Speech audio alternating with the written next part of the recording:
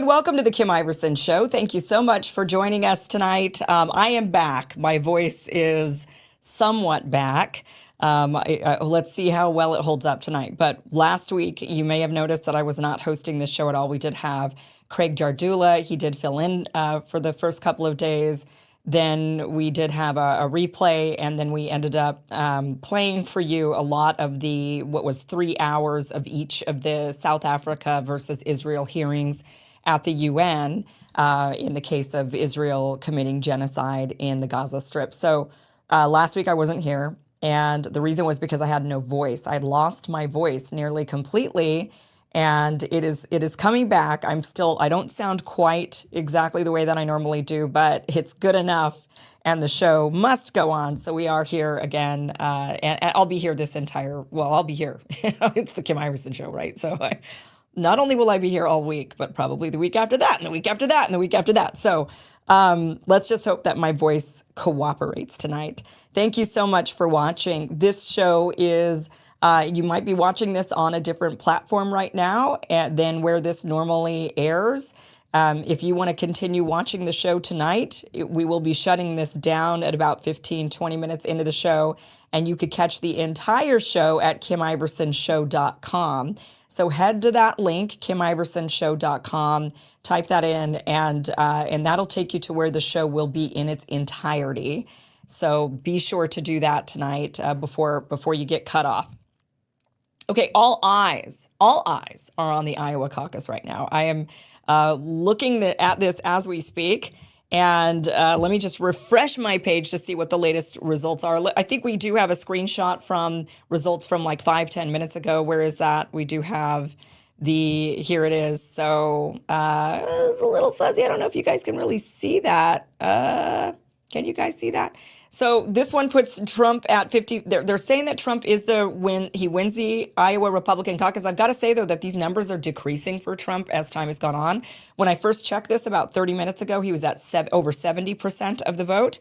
Then it went down to like 63% of the vote. And now he's down to, at this very moment, 54.4% of the vote. Ron DeSantis is in second place right now at 19.5% of the vote. Nikki Haley, 17.5% of the vote. Vivek Ramaswamy, he is underperforming right now at 7.5% of the vote. And that is right now. But this is going to go on for several hours. So, we'll maybe at the very end of the show, we'll just check back in to see what the results are. But at this point, they are projecting Donald Trump is the winner of this caucus. So what's interesting is going to be who comes in second, how the others perform, how Ron DeSantis, Nikki Haley, and Vivek Ramaswamy perform. A lot of people were expecting Vivek Ramaswamy to do a lot better. He may pull through and do really well. He's doing quite well for an underdog who's never had any political experience, going against 2 governors and a former president. Pretty darn good at 7 point. Oh, wait, it's shifting on me right now. It just moved up to 7.8% for Vivek Ramaswamy. So he's gone up. Ron DeSantis is at 19.4, Nikki Haley at 17.2, and Donald Trump at 54.6. We'll see how this goes. But one thing that's really interesting, and maybe one of the reasons why Vivek Ramaswamy is underperforming, is because he has been left out, sort of blocked by several of the mainstream media outlets. And this is the kind of stuff that really turns voters off. This is the type of stuff that makes people question how the elections are run, the favoritism, the sort of the Hillary Clinton, well, she's next, it's her turn sort of ethos that really turns voters off and says, let us decide. You don't get to decide for us. So let's go through some of the ways that Vivek Ramaswamy has been left out. There's really only 4 candidates in the Republican primary. You've got Trump, Nikki Haley, Ron DeSantis, and Vivek Ramaswamy. I think Asa Hutchinson might still be technically in the race. But Chris Christie has, I believe, dropped out. Ryan Binkley, I'm not sure who that even is. I'm embarrassed to say, but that's the first time I'm seeing that name for this. So Vivek Ramaswamy has been kind of left out. Look at this. He tweeted this out earlier today that Fox and AP just sent out a broad voter attitudes poll on the eve of the caucus, which they'll report on TV right before the Iowa caucus. It leaves one candidate off the list.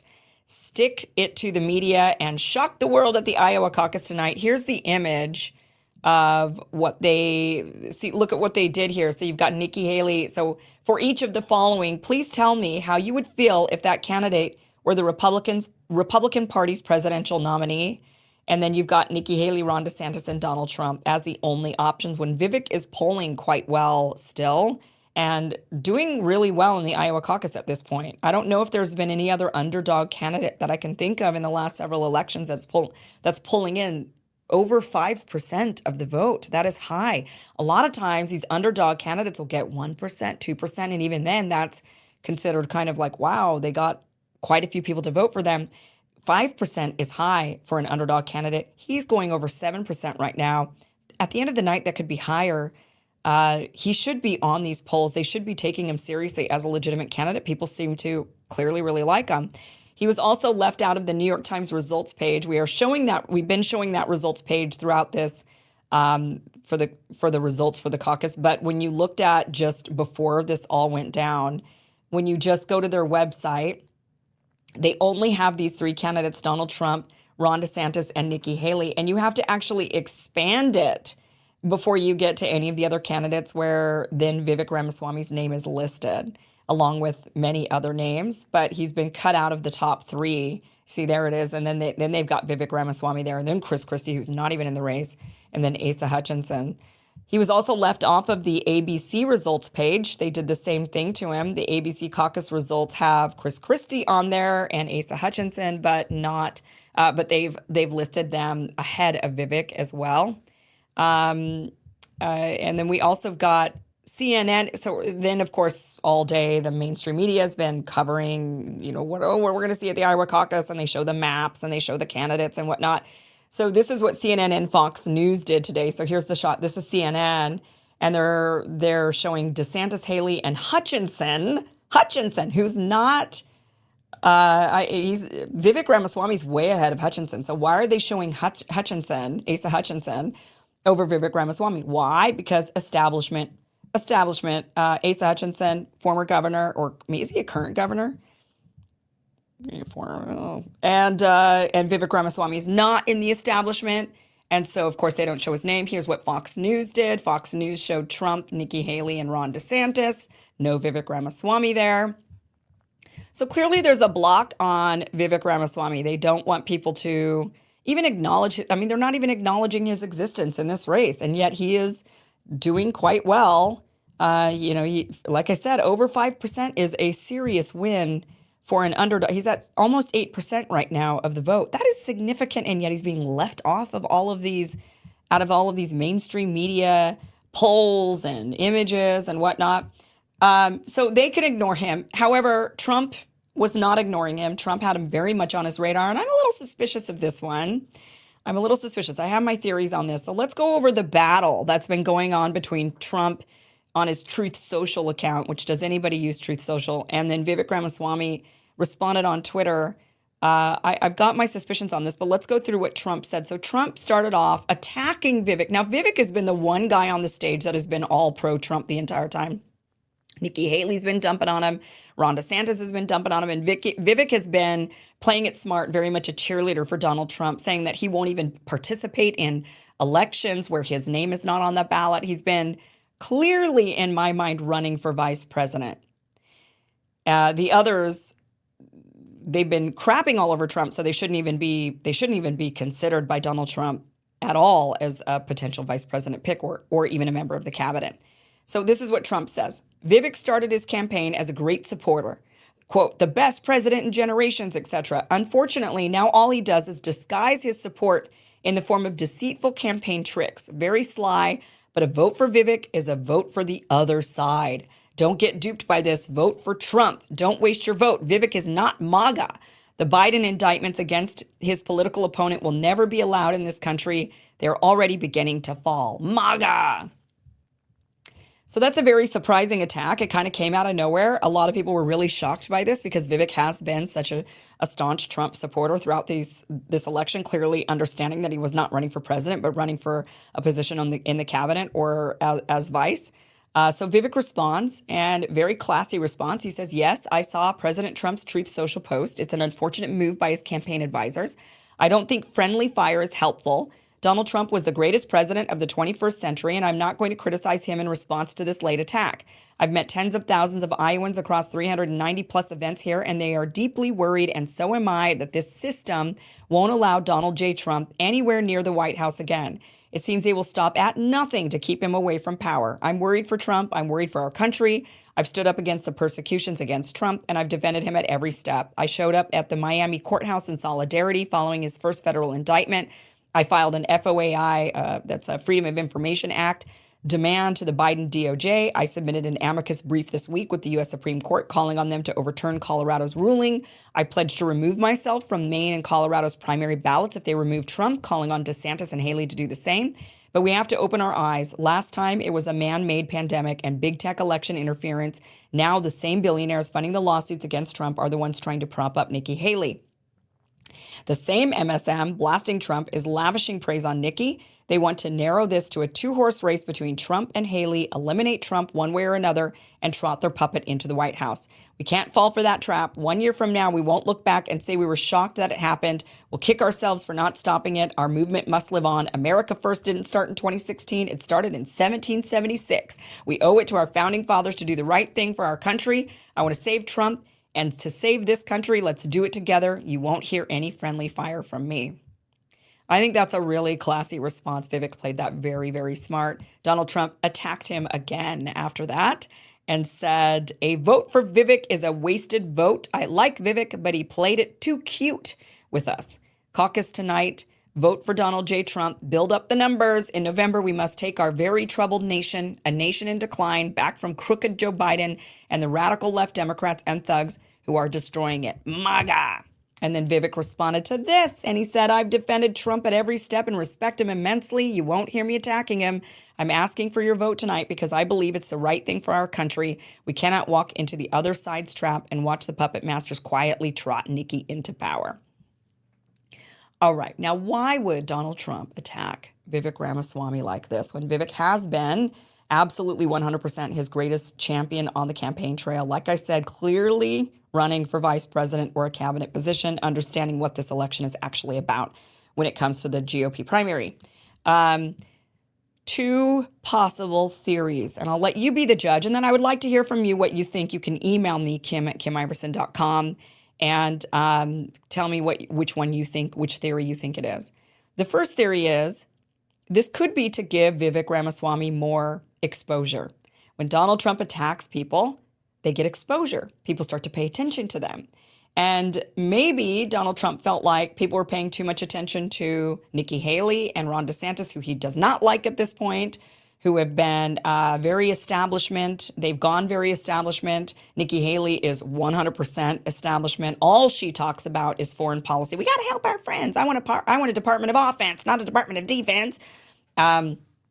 She's very, very, very war, money going out the door, very much seemingly in the hands of the donors.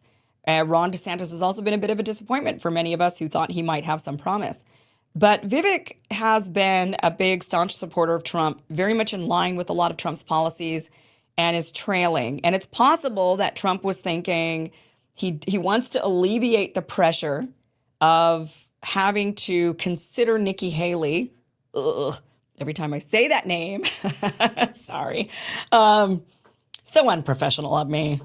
But Nikki Haley, maybe he's wanting to take the pressure off of people telling him that he should consider Nikki Haley for vice president, which would absolutely kill his campaign. People will not vote for Trump if Nikki Haley is on that ballot, but maybe his campaign advisors and the strategists believe that people will vote for Donald Trump if Nikki Haley's on the ballot. But maybe, I'm just trying, this is like my positive spin on this. Maybe he's trying to give Vivek more exposure. And when he attacks people, they get more exposure. The other option is he's really just trying to bury Vivek so that people stop pressuring him about putting Vivek in as vice president for his pick. And instead, he wants to go with Nikki Haley. Okay, that's also a real possibility that it goes the other way. Oh, man. I just have a hard time thinking Trump would actually do that to people, that he would do that to the country. I really think that Trump will get this nomination on the Republican side. I do think that he would absolutely beat Joe Biden. And I think it's extremely important who he selects as his vice president pick. And so help us God, it's not Nikki Haley.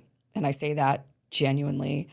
If you believe in a God, pray that it's not Nikki Haley.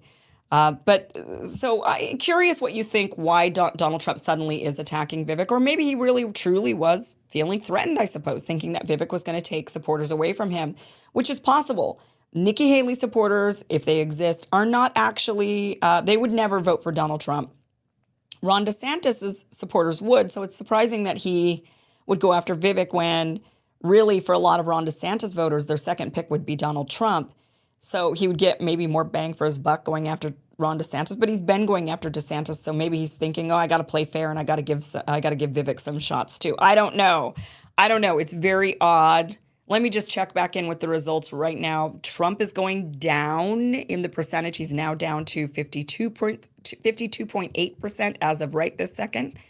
Nikki Haley is in third at 17.7. Ron DeSantis at 21.4. Vivek Ramaswamy's gone down a bit at 7.2. So, again, we'll see how this plays out tonight. But really the big thing that I think the takeaway from this right now is that they're not, the mainstream media, the establishment is not giving Vivek a fair shake. They're not exposing to the American voter all of their options. And that was something that they cried about in 2016. If you remember, they cried about, oh no, we gave too much exposure to Donald Trump. We put him in front of too many voters and the voters got to know him and the voters ended up going with him. Our mistake, our bad. This is what MSM was saying the entire time. Oh no, we made a mistake by talking about Donald Trump too much. So they know that the amount of coverage they give a candidate has an impact on the voters. They know this. They cried about it in 2016. So now you've got Vivek and they're shadow banning him, basically. They're just ignoring him, pretending like he doesn't exist. They don't want to put him in front of the voters as an option. They want you to either choose, they've got Donald Trump, but then they're really trying to actively push on you Ron DeSantis and Nikki Haley. They've been doing this ad nauseum over the last several months. Fox News had, right after Tucker Carlson was fired, it came out that Rupert Murdoch very much wanted to shift all focus to Ron DeSantis for the network. That, again, because they know the more they talk about somebody, the more they platform their ideas, the more likely voters are going to vote for them. So Fox News was saying they were going all in on Ron DeSantis, but the voters started to kind of wobble on Ron DeSantis. People are still hot for Trump. They don't want an alternative, and that became kind of a problem for a lot of these networks that are hoping for somebody else to fill his shoes. Like, oh, they think the voters have tired of Donald Trump and his antics and that they want a replacement. You got Nikki Haley. They put her out there. A lot of people are really, I don't know anybody personally who really likes Nikki Haley, especially not anybody Republican. But certainly, you've got a woman of color and she's a former governor and she talks tough. And so that's going to appeal to some voters. And so they've been really pushing Nikki Haley. But shadow banning Vivek Ramaswamy, American voters deserve better than that. American voters deserve equal airtime for all of the candidates. We need to have some sort of solution to this. Go back to some regulations and rules like they do in Europe. Much of Europe has regulations that all candidates must get equal airtime. We used to have something like that. Now we don't. And that has skewed the game. We deserve better than that, and we should demand that.